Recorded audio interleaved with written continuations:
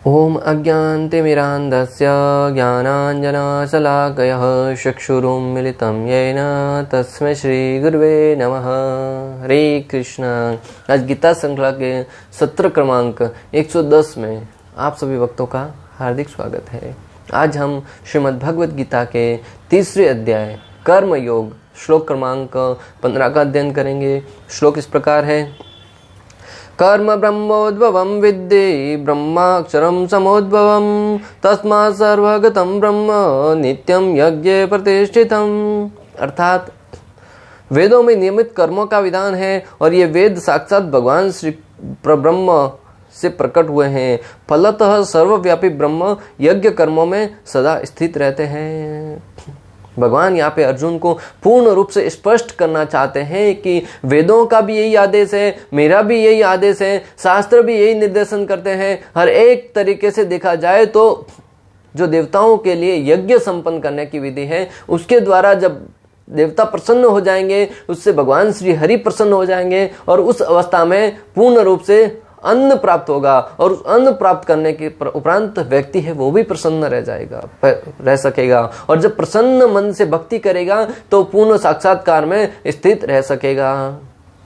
इस प्रकार यहाँ पे भगवान जो कर्म का जो सिद्धांत है उस पर बल देते हुए नियत कर्मों को किस प्रकार करें और उसकी श्रद्धा हमारे किस प्रकार शास्त्रों में बनी रहे, इस कर्म जो नियमित कर्म करने की विधि है उसमें श्रद्धा स्थापित करने के लिए भगवान वेदों का हवाला दे रहे हैं। और वेद कहाँ से प्रकट हुए? भगवान के स्वयं से प्रकट हुए और उसके बारे में भी इस श्लोक में हम समझने का प्रयास करेंगे। इस श्लोक में कृष्ण को प्रसन्न करने के लिए कर्म की आवश्यकता को भलीभांति विवेचित किया गया है। यदि हमें यज्ञ पुरुष विष्णु के परितोष के लिए कर्म करना है तो हमें ब्रह्म या दिव्य वेदों से कर्म की दिशा प्राप्त करनी होगी। यहाँ पे कर्म के ऊपर बहुत महत्व दिया गया है भक्तों। व्यक्ति को कर्म करना चाहिए। हर एक व्यक्ति कहता तो है कर्म ही पूजा है, परंतु कर्म कैसे करना है ये महत्वपूर्ण बात है भक्तों। वेदों में कर्म कैसे करना है, भगवान श्री विष्णु जो कि यज्ञों के स्वामी हैं, उनको अगर आप प्रसन्न करना चाहते हैं तो हमें कर्म तो करना होगा, परंतु कर्म वेदों के मार्गदर्शन में करना होगा। वेदों के निर्देशन के बिना किया गया कोई भी कर्म अवैध तथा पाप पूर्ण कहलाता है। वेदों के निर्देशन के बिना किया गया कोई भी कर्म है वो या तो पाप पूर्ण या अवैध माना जाता है। तो हमें जो भी कर्म कर रहे हैं वो शास्त्रों के निर्देशन में ही करना होगा भक्तों। आज हर एक व्यक्ति को पता है कर्म ही पूजा है। पिता है वो अपने पुत्र को पढ़ाई करवाने के लिए कहता है अपना कर्म करो, कर्म ही पूजा है। हर एक अगर बॉस है ऑफिस में वो अपने नौकर को कहता है कि कर्म ही पूजा है, मन लगाकर कर्म करो। गृहिणी है वो अपने परिवार में भी सबसे यही कहती है। जहां देखो हर एक व्यक्ति इस श्लोक का दृष्टांत देता है, इस बात को उद्धृत करता है कि कर्म ही पूजा है। कई बार तो ऐसे मैसेजेस भी पढ़े होंगे आपने जहां पर लिखा होता है कर्म ही पूजा है। नीचे लिखते हैं भगवद गीता में भगवान श्री कृष्ण ने ऐसा कहा है, परंतु भगवान ने किस उद्देश्य से कहा है उसके पीछे कोई जानने का प्रयास नहीं करता। मात्र श्री कृष्ण का नाम लेकर कर्म ही पूजा इसको फैलाते रहते हैं। परंतु शास्त्र हमें समझाते हैं कि जब तक ये कर्म वेदों के निर्देशन में नहीं किया जाए तब तक वो पाप पूर्ण है। तो उस अवस्था को समझने के लिए हमें वेदों के मार्गदर्शन को समझना बहुत अनिवार्य है। किस प्रकार वेदों के मार्गदर्शन में समझने का आवश्यकता है? तो श्रील प्रभुपाद तात्पर्य में लिखते हैं कि जिस प्रकार सामान्य जीवन में राज्य के निर्देशन के अंतर्गत कार्य करना होता है, उसी प्रकार भगवान के परम राज्य के निर्देशन में कार्य करना चाहिए। इस भौतिक जगत में देखिए, अगर आप जिस राज्य में रह रहे हैं, जिस देश में रह रहे हैं, उसके नियम कुछ बनाए गए हैं कि आप गाड़ी ड्राइविंग कर रहे हैं तो आपको इतनी लिमिट तक ही ड्राइविंग करना है।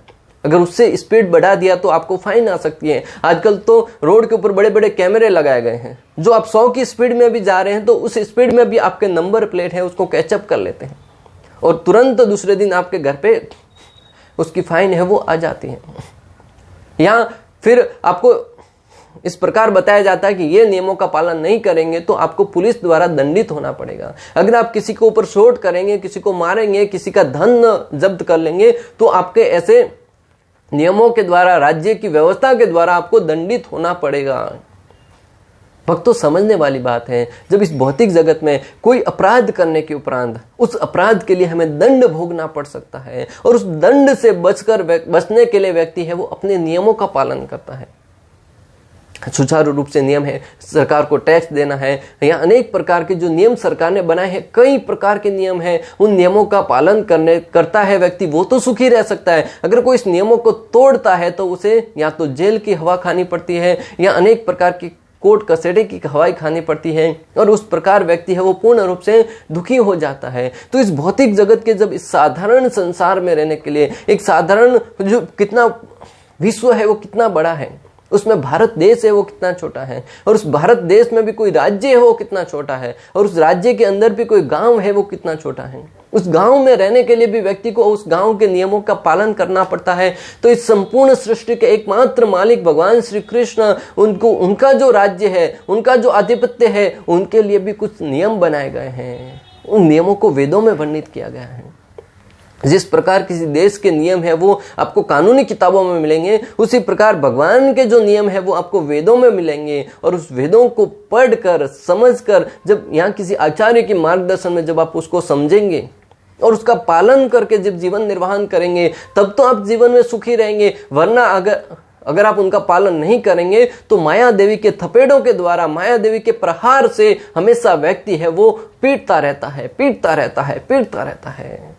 हमें लगेगा कि हमें कोई मार नहीं पड़ रही है, परंतु ये न के न प्रकार व्यक्ति है वो दुख के रूप में हो, अनेक प्रकार के कष्टों के रूप में हो, बीमारियों के रूप में हो, अनेक प्रकार के व्याधियों के रूप में हो, व्यक्ति हमेशा दुखी तो रहता ही है। भक्तों, वेदों में जो निर्देश दिए गए हैं वे भगवान के स्वांश से प्रत्यक्ष प्रकट हो गए हैं। मैंने आपको पहले ही बताया कि जो वेदों में वर्णन किया गया, वेदों में निर्देशन दिया गया है, कोई व्यक्ति कहेगा हम वेदों की बात क्यों माने, वेद होते कौन है हमें मार्गदर्शन देने वाले।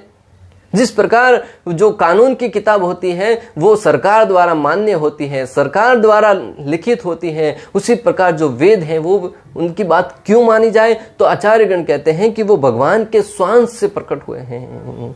बृहद नारायणी उपनिषद 4.5.11 में वर्णन आता है, अस्य महतो भूतस्य निश्वसितम् एतद् यद् ऋग्वेदो यजुर्वेद सामवेदो अथर्ववेद, अर्थात चारों वेद, ऋग्वेद, सामवेद, यजुर्वेद, अथर्ववेद भगवान के श्वास से उद्भूत हुए हैं। भगवान के श्वास से इस चारों वेदों का निर्माण हुआ है, और जो वेद है वो भगवान के श्वास से प्रकट हुए हैं, इसलिए हमें उनका मार्गदर्शन में पालन करना चाहिए। भगवत गीता है वो भगवान ने स्वयं अपने मुख से कही है। भगवत गीता, जैसा कि नाम ही है भगवत गीता, इसका वास्तविक नाम है भगवत गीत, भगवान द्वारा गाया गया गीत, और उसको जब अभ्रम होता है तो उसे कहा जाता है भगवत गीता। आज आप देखेंगे कि अनेक प्रकार के गीत आते हैं, हर एक गीत के पीछे कोई न कोई गायक होता है। अनेक प्रकार के गायक, जब भी कोई गीत का नाम आता है तो पीछे गायक का नाम छिपा हुआ होता है। उसी प्रकार ये जो भगवत गीता है वो भगवान श्री कृष्ण के द्वारा गाया हुआ गीत है, जो अनमोल गीत है, जिसे कोई सुन लेता है तो वो मंत्र मुग्ध हो जाता है। भक्तों, इस भौतिक संसार के गीत हैं वो जब नए नए आते हैं, एक बार, दो बार, तीन बार, चार बार सुनने में अच्छे लगेंगे, परंतु पांचवी बार जब सुनने जाएंगे तो वही गीत जो पहले आनंद प्रदान कर रहा था, उसके बाद हमें परेशानी पैदा करता है, इरिटेट करता है।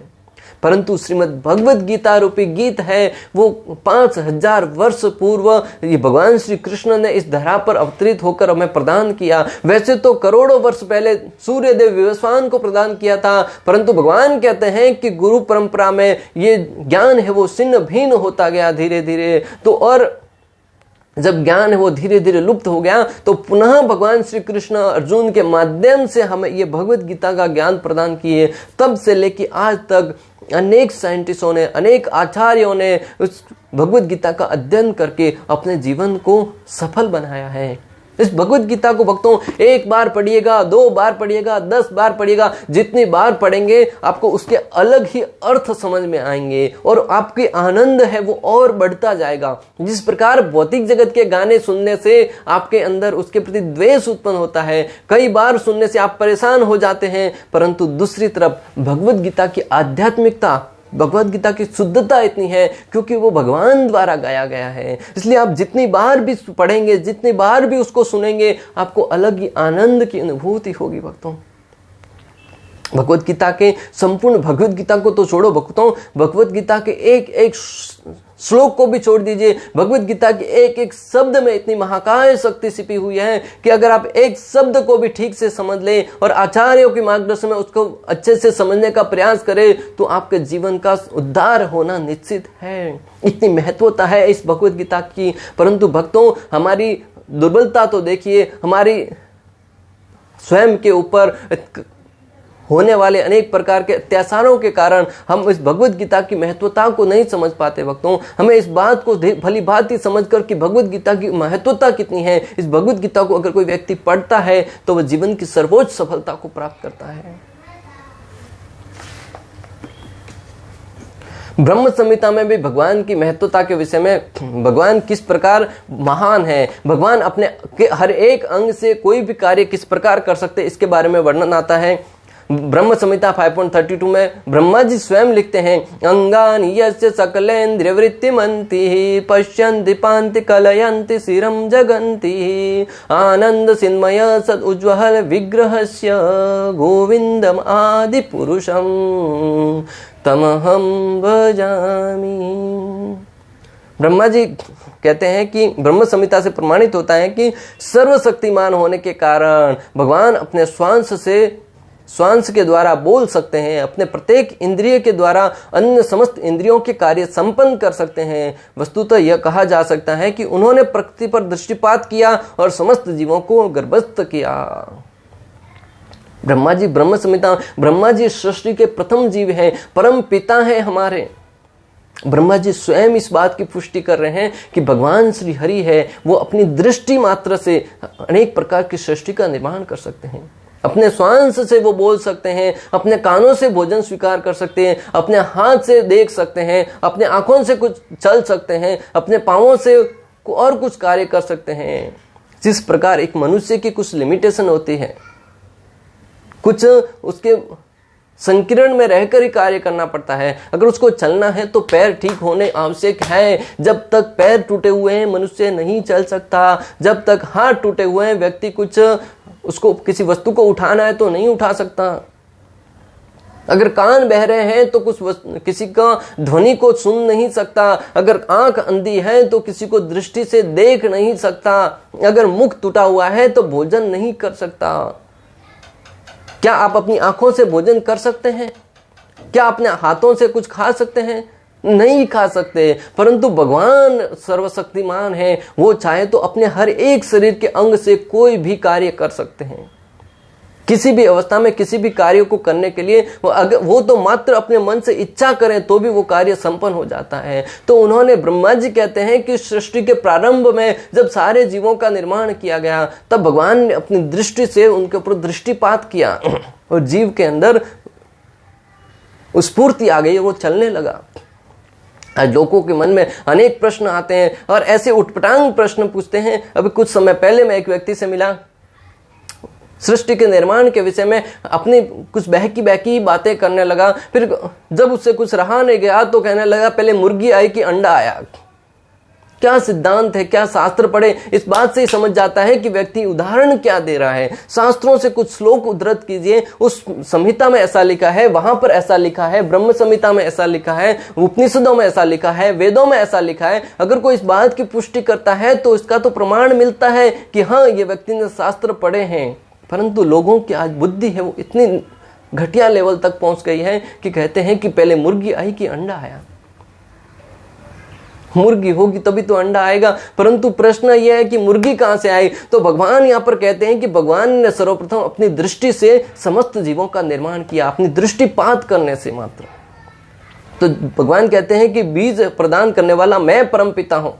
बीज प्रदान करने वाले भगवान हैं और उस बीज से हर एक जीव का निर्माण होता है। बहुत सरल भाषा में समझा जा सकता है। घंटों तक वाद विवाद करने के उपरांत भी आप इस नतीजे तक नहीं पहुंच पाएंगे कि पहले मुर्गी आई कि अंडा, परंतु अगर शास्त्रों का सहारा लेंगे, वेदों का सहारा लेंगे, तो आप एक ही क्षण में समझ जाएंगे कि भगवान के दृष्टिपात से इस संपूर्ण सृष्टि का निर्माण हुआ है। तो भगवान परम ऐश्वर्यवान है, भगवान महान है, भगवान सर्वशक्तिमान है, भगवान चाहे तो कुछ भी कर सकते हैं। इस बात को कोई व्यक्ति अगर समझ लेगा, जान लेगा और अपने जीवन में उतारने लगा, तो व्यक्ति को इस जीवन में किसी माया जाल में, किसी भ्रम में पड़ने की आवश्यकता नहीं पड़ेगी। प्रकृति के गर्भ में बद्ध जीवों को प्रविष्ट करने के पश्चात उन्होंने उन्हें वैदिक ज्ञान के रूप में आदेश दिया, जिससे वे भगवत धाम वापिस जा सके। भगवान श्री कृष्ण ने प्रकृति के गर्भ में बद्ध जीवों को प्रविष्ट करने के उपरांत उन्हें वैदिक ज्ञान प्रदान किया।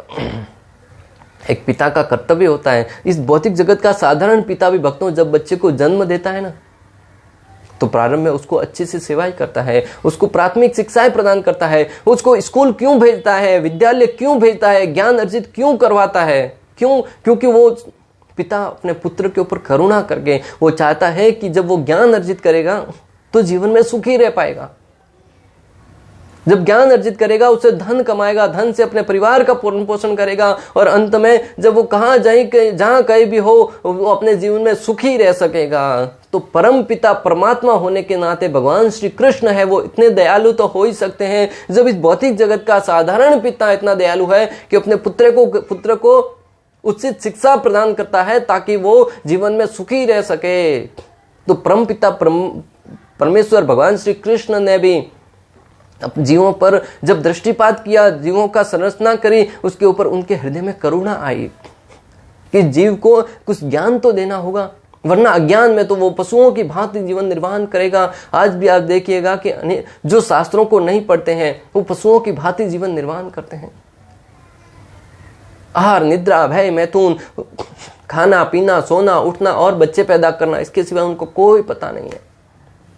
जीवन में क्यों आए हैं, जीवन का उद्देश्य क्या होना चाहिए, हम जीवन में इस जगत में दुख क्यों भोग रहे हैं, मृत्यु के उपरांत हमें कहाँ जाना है, किसको कोई नहीं पड़ी है। बस खाओ पियो ऐश करो।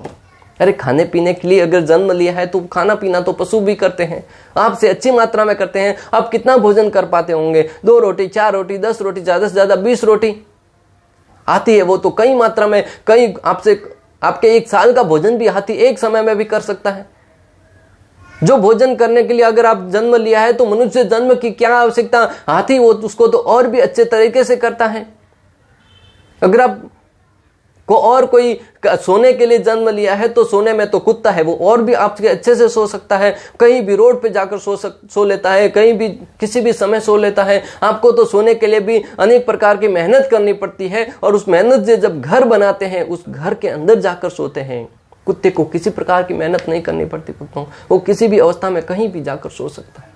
तो समझने वाली बात है कि परमपिता परमेश्वर ने हमें ज्ञान प्रदान किया ताकि उस ज्ञान को प्रजित करके व्यक्ति है वो अपने जीवन को सुचारू रूप से चलाते हुए, भगवत कार्यों में लगाते हुए अंत में भगवत धाम को प्राप्त कर सके और अपने घर पे लौटता है ना, तब व्यक्ति सुखी रहता है। इस जगत में कितना ही धन क्यों न कमा लो, जब तक व्यक्ति घर पे नहीं आएगा सुखी नहीं रहेगा। आप भक्तों अनुभव किया होगा, कभी 7 दिन के लिए कहीं बाहर घूमने जाते हैं, 2 दिन गुजरता है, 4 दिन गुजरता है, 5 दिन गुजरता है, 6 दिन गुजरता है, उसके बाद घर की याद आने लगती है। मैंने तो विशेष रूप से अपने जीवन में अनुभव किया है। व्यक्ति बड़ी आशा से, बड़ी उमंग से घूमने तो जाता है, परंतु जैसे कुछ समय बीतता है व्यक्ति को घर की याद सताने लगती है। क्यों? क्योंकि उसको घर पे जाना अच्छा लगता है। जब इस भौतिक जगत में घर की इतनी याद सताती है, घर पे जाके व्यक्ति संतुष्ट रह सकता है, तो इस भव सागर से मुक्त होकर जब व्यक्ति अपने परम धाम भगवत धाम जाएगा तब व्यक्ति कितना सुखी होगा, इस बात को वही जान सकता है जो वहां पर रह रहा है। और भगवान से अच्छी तरह से इस बात को कौन जान सकता है भक्तों? हमें यह सदैव स्मरण रखना चाहिए कि प्रकृति में सारे बद्ध जीव भौतिक भोग के लिए इच्छुक रहते हैं, किंतु वैदिक आदेश इस प्रकार बनाए गए हैं कि मनुष्य अपनी विकृत इच्छाओं की पूर्ति कर सकता है और तथाकथित सुख भोग पूरा करके भगवान के पास लौट सकता है। हमें यह सदैव स्मरण रखना चाहिए कि प्रकृति में सारे बद्ध जीव भौतिक भोग के लिए इच्छुक रहते हैं। इस बात को बताने की आवश्यकता नहीं है। हर एक व्यक्ति अपने अनुभवों द्वारा जान सकता है कि हर एक व्यक्ति है वो भौतिक भोग के लिए इच्छुक रहता है। अच्छे स्वादिष्ट व्यंजन खाने के लिए, अनेक प्रकार की इंद्रिय भोग करने के लिए, कोई स्वादिष्ट वस्तुओं का सेवन करने के लिए, कुछ अच्छी वस्तु देखने के लिए, कुछ अच्छे संगीत सुनने के लिए, कहीं अच्छे स्थान पर घूमने जाने के लिए रहते कि नहीं रहते, स्वाभाविक है, हर एक को पता है। किंतु वैदिक आदेश इस प्रकार बनाए गए हैं कि मनुष्य अपनी विकृत इच्छाओं की पूर्ति कर सकता है। वैदिक आदेश हैं वो इस प्रकार बनाए गए हैं कि मनुष्य है वो अपनी विकृत इच्छा है, जो इच्छा है भौतिक भोग करने की, खाने की, सोने की, उठने की, बैठने की, वो सारी की सारी इच्छाएं हैं वो व्यक्ति वैदिक आदेशों के निर्देशानुसार, इस प्रकार वैदिक आदेशों का निर्देशन बनाया गया है कि अपनी सारी की सारी इच्छाओं को पूर्ति करते हुए तथाकथित सुख भोग पूरा करके भगवान के पास लौट सकता है। इन सारे के सारे भौतिक भोगों का आनंद भोगते हुए भी वो व्यक्ति भगवान के तक पहुंच सकता है। हमें चाहिए कि कृष्ण भावना भावित होकर यज्ञ विधि का पालन करें। हमें चाहिए कि हम कृष्ण भावना भावित होकर भगवान श्री कृष्ण को केंद्र में रखकर भक्ति भाव से अपने कार्यों को निहित करें और कृष्ण भावना भावित विधि द्वारा पालन करके हम भक्ति कार्यों को में संलग्न हो।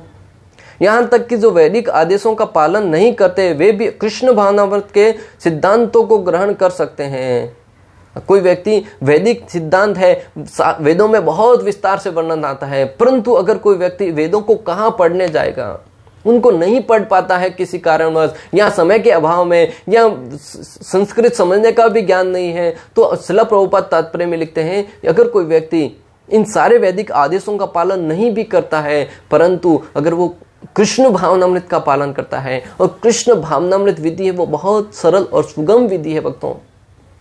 मात्र हमें केंद्र में कृष्ण को रखना है। करना क्या है? केंद्र को कृष्ण में रखना है। परिवार में रह रहे हैं, जो भी कार्य करते हैं कृष्ण के लिए कीजिए। भोजन पका रहे हैं, कृष्ण को भोग करके फिर स्वीकार कीजिए। आपके उसमें से कुछ घटने वाला नहीं है। जो भी जीवन में कार्य करते कृष्ण को केंद्र में रख के कीजिए और भगवान के नाम का कीर्तन कीजिए। इतना करने मात्र से सारे के सारे वैदिक आदेश हैं वो संपन्न हो जाएंगे और आप इस भौतिक जगत से मुक्त होकर भगवान के धाम में जाने के अधिकारी बन जाएंगे। श्रील प्रभुपाद कितने महान थे, कितने हम पर करुणा करके गए हैं कि हम इस जगत के अल्पज्ञ हैं, अल्पायु हैं, कब वेदों का अध्ययन करेंगे, कब वेदों का अध्ययन करने के समय मिलेगा। तो मात्र इतनी सरल विधि कृष्ण भावनामृत की विधि द्वारा हम इस भवबंधन से मुक्त होकर भगवान के धाम में जा सकते हैं। इस प्रकार श्लोक क्रमांक 15 का भक्ति वेदांत तात्पर्य पूर्ण हुआ। अंत तक हमारे साथ बने रहने के लिए आप सभी का हृदय पूर्वक, प्रेम पूर्वक बहुत बहुत धन्यवाद। श्रील प्रभुपाद की जय। श्री श्री राधा गोपीनाथ भगवान की जय। श्रीमद् भगवद गीता की जय। हरे कृष्णा कृष्ण कृष्ण हरे हरे, हरे राम राम राम हरे।